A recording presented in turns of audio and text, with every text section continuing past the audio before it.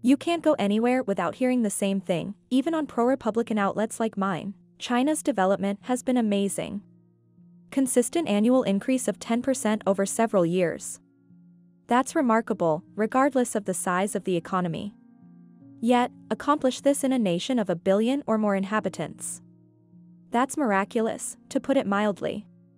But what if I told you that the CCP had duped everyone, even me? Their greatest accomplishment is not their amazing development, but rather convincing everyone that it occurred.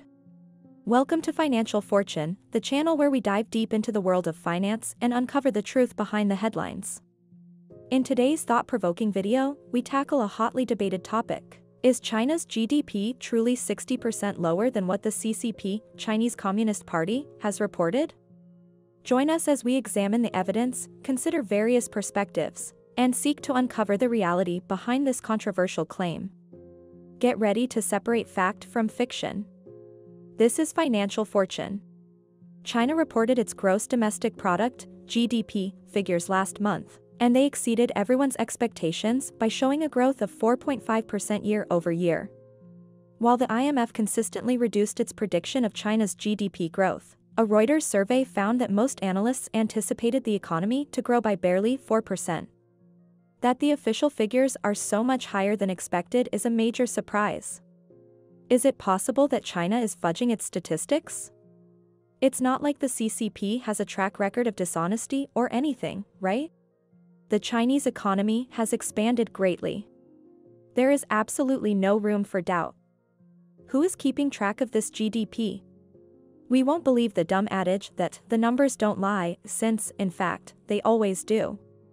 Sometimes, though, you have to go a little bit more under the surface to uncover the lie. The CCP and regional governments are responsible for calculating and publishing GDP data. This is a serious issue, and further research is needed. First, I'll discuss the methodology used in the United States for determining GDP. The GDP figures are calculated and published by an independent federal organization called the Bureau of Economic Analysis, or B. The significance of this setup becomes clear now. In both the United States and China, GDP is a popular topic of conversation among politicians. When things are going well, they are quick to claim credit, and when things are not, they are quick to shift the blame elsewhere. Officials at all levels of government place a premium on GDP growth rates. That's why it's important for the B to be nonpartisan, so that politicians can't fiddle with GDP estimates. Furthermore, politicians' policies do impact GDP, but the B can do very little to change GDP on its own. Let me elaborate. Consumer spending, investment, government expenditures, and net exports all add up to GDP. A new bridge or roadway is counted into GDP when lawmakers approve funding for its construction. However, the B calculates GDP, so politicians cannot manipulate or mislead about the true size of the economy. On the other hand, the B cannot influence the GDP through legislation. Simple accounting of economic output should suffice as a form of quality control, right? China is a one-party state with perfectly legitimate elections, therefore it stands to reason that there are no checks and balances. The CCP controls every aspect of Chinese society and may exert its authority on anybody there. When it comes to economic data, there is no such thing as a lone agency. Moreover, the economic system in China is different from the United States. No, I'm not referring to Marxism or communism. Here in the US, we look at GDP growth rates, while in China, leaders reveal their plans for the economy. Which is not a terrible thought to have. Beijing gives annual targets to local leaders in each province in China until you start digging deeper. Then it is up to these regional heads to see that the objectives are met. Theoretically, they may accomplish this goal by, among other things, luring enterprises, encouraging entrepreneurship, bolstering infrastructure, and so forth. However, the catch is that these aren't foolproof every time. Even while peaks and valleys are a normal part of every economy, they are strictly forbidden in China. First, though, let's talk about the simplest approach to achieve GDP targets. And it is spending by the government. GDP is consumption plus investments plus government expenditure plus net export, if you recall our earlier calculation. Increasing GDP is as simple as approving additional expenditure by the government. Indeed, numerous Chinese government officials have done just that. Developers are able to bid more on properties if they have access to larger amounts of debt financing. China's housing market is cooling off, and authorities there need to take precautions against a debt-induced economic catastrophe. As a result of the CCP's 3 red line rules for property developers, local government revenue has plummeted significantly, putting some at risk of default. To get around the fact that local governments are prohibited from borrowing money directly, they established special purpose entities known as local government financing vehicles in order to issue bonds and raise capital. The market saw them as a relatively secure investment. However, their supposed security is overstated. Here's how federally backed lending programs function. Assuming the loaned funds are put to productive use, the loan can be considered successful if the resulting economic growth is greater than the interest payments. However, this is where issues arise.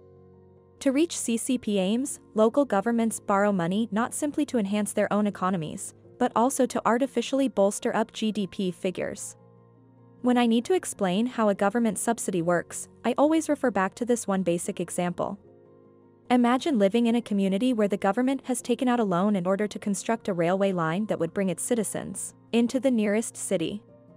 Spending on the railway line increases GDP, and it's a good investment since it makes it easier for people to leave the hamlet and find work in the city. Let's go on to a second method, lying by local authorities to inflate GDP figures. Remember how I stated earlier that the CCP broadcasts GDP data to the globe after receiving them from the central government in Beijing? Since there is neither independent agency nor any checks and balances to prevent arbitrary increases in claimed growth, it is not uncommon for local politicians to simply inflate the figures. The CCP's awareness of this is the craziest aspect. Due to this problem, the CCP premier, one of the highest levels in the CCP, has been spreading the word to other countries that China's GDP estimates are fabricated. High growth makes the CCP seem good, so even while they are aware of the problem, they are not very concerned with solving it. The CCP could try to correct this, but the consequences would be disastrous. The false statistics have multiplied during the past 20 years while this has been going on. You know, fibbing by a few basis points isn't a huge deal to repair, but if you fib this year, you'll have to fib even more next year, and the year after that, and so on. Ultimately, the claimed figure is a massive understatement. No one has any stake in actually fixing this, therefore nobody does. There's no need for the federal government to intervene. This will only hurt their reputation at home and abroad. And why would municipal leaders seek to correct the situation? It might result in severe consequences for them. The CCP has already demonstrated that it is not reluctant to apply the death penalty on government officials. China's debt-to-GDP ratio is extraordinarily high since the Chinese government is fond of taking on debt and frequently exaggerates the size of the country's economy. How this debt time bomb will affect China and the CCP is anyone's guess, but I have no doubt that its leaders are already feeling the pressure. And that concludes our in-depth exploration of the claim that China's GDP is 60% lower than what the CCP has reported. The topic of China's economic data is complex and subject to ongoing discussion among experts. We hope this video has provided you with valuable insights into the debate surrounding this issue. Remember to like, subscribe, and hit the notification bell to stay updated with our latest videos. At Financial Fortune, we strive to bring you accurate and reliable information to help you make informed financial decisions. Thank you for joining us today. Until next time, may your path to financial fortune be guided by knowledge and discernment. This is Financial Fortune, signing off.